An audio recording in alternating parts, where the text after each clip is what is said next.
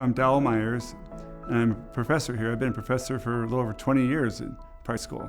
I cut across a lot of topics because I deal with one common denominator. I'm focused on who the people are that live in the city. But they're also the actors that do everything, and they're the political decision makers in the guise of the voters. I have an undergrad class I like a lot called Urban Context for Policy and Planning. It's a great class. It's a nice overview of how cities have developed and where they're going into the future.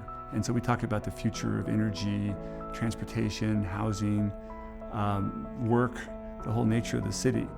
That's the last third of the class. The first 2/3 are more about the history of how cities have grown and how they're structured.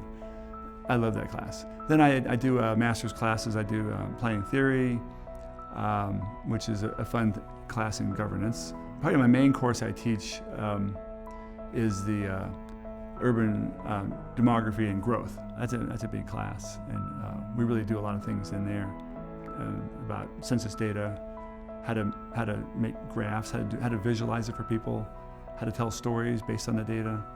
That's a pretty fun class.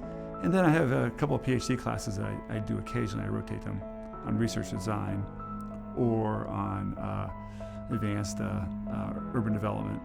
I try to always empower my students that when they walk out of the classroom, everything we did, they can do exactly on their own 2 feet. They're the players.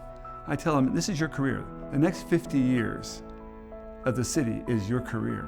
I like trying to figure out how to juxtapose 2 different points of view and help them to see both sides and be able to then understand how to balance the two and not have to reject one or the other, but to see there's truth in both of them and under what circumstances one is better or the other, and then just to be able to grasp that subtlety, that's what I like the best. USC happens to be located in the heart of Los Angeles, which is the greatest laboratory on Earth. It feels like you're at the center of the universe here. And so it's great to be based here for teaching and research.